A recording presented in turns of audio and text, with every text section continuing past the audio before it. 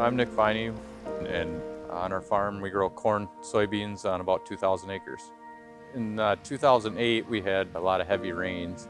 We had a few fields that had accidental volunteer winter wheat, and we noticed that they didn't have nearly as much erosion. The water running off of them was cleaner. So that got the ball rolling in me thinking about growing cover crops, and I started researching them. It took a couple years before I was really ready to take the leap and jump in and start growing cover crops, but that was our main reason for being interested in them was to keep the soil on our farm. When we first started trying cover crops, I mean, it was relatively unheard of in our area.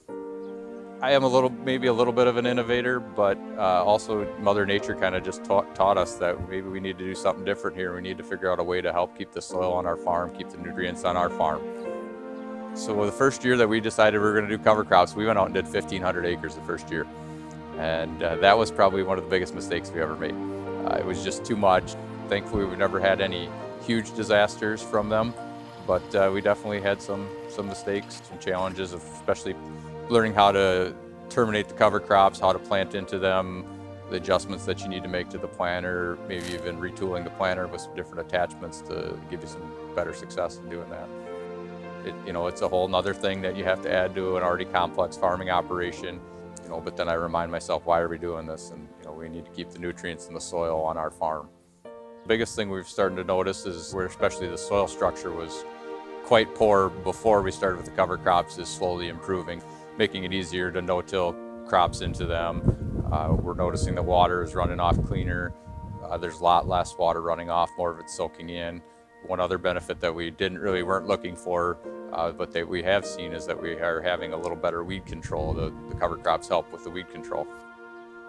So the environmental impacts are very important to us. We're going to keep our soil, our water, and our nutrients on our farm. But the cover crops also have to find a way to at least cover their own costs for us on our farm so we can continue this practice sustainably into the future. And some of the ways that we've found that they do that is by sequestering those nutrients and carrying them forward, by holding more water when it gets dry late in the season and you really need it.